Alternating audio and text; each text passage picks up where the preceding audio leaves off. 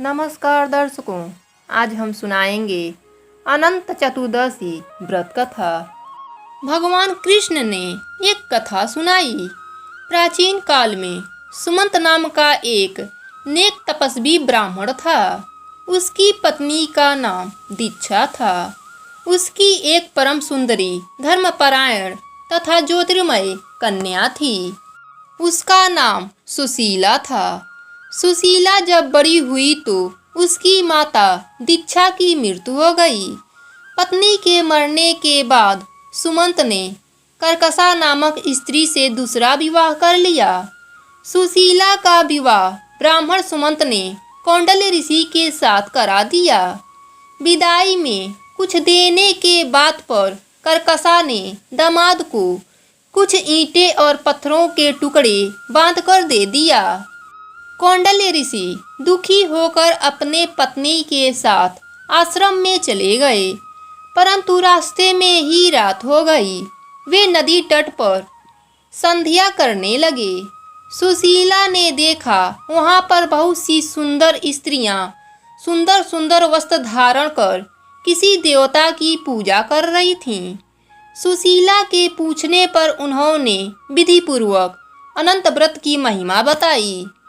सुशीला ने वहीं उस व्रत का अनुष्ठान किया और 14 गांठों वाला डोरा हाथ में बांधकर ऋषि कौंडल्य के पास आ गई। कौंडल्य ने सुशीला के डोरे के बारे में पूछा तो उसने सारी बात बता दी। कौंडल्य ऋषि ने डोरे को तोड़कर अग्नि में डाल दिया। इससे भगवान अनंत जी का अपमान हुआ। परिणाम यह हुआ कि ऋषि कौंडल्य दुखी रहने लगे। उनकी सारी संपत्ति नष्ट हो गई। इस दैत्यता का उन्होंने अपने पत्नी से कारण पूछा तो सुशीला ने अनंत भगवान की डोरे जलाने की बात कही। पश्चाताप करते हुए ऋषि कौंडल्य अनंत डोरे की प्राप्ति के लिए वन में चले गए। वन में कई दिनों तक भटकते भटकते निराश होकर एक दिन भूमि पर गिर पड़े। तब अनंत भगवान प्रकट होकर बोले, हे कौंडल्य, तुमने मेरा तिरस्कार किया था, उसी से तुम्हें इतना कष्ट भोगना पड़ा। तुम दुखी हुए और तुमने पश्चाताप किया है। मैं तुमसे प्रसन्न हूँ। अब तुम घर जाकर विधि पूर्वक अनंत व्रत करो। 14 वर्ष तक व्रत करने से तुम्हारा दुख दूर हो जाएगा। तुम धन्य धान से संपन्न हो जाओगे।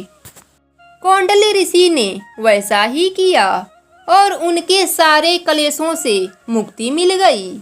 श्री कृष्ण की आज्ञा से युधिष्ठिर ने भी अनंत भगवान का व्रत किया, जिसके प्रभाव से पांडव महाभारत के युद्ध में विजयी हुए तथा चिरकाल तक राज करते रहे।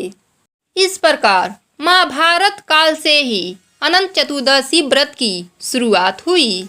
यह भगवान विष्णु का दिन माना जाता है।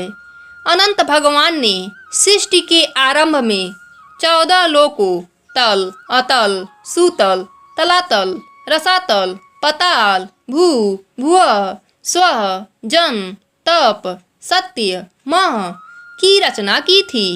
इन लोकों का पालन और रक्षा करने के लिए वह स्वयं भी 14 रूपों में प्रकट हुए थे, जिससे वह अनंत प्रतीत होने लगे। इसलिए अनंत चतुर्दशी का व्रत भगवान विष्णु को प्रसन्न करने और अनंत फल देने वाला माना गया है।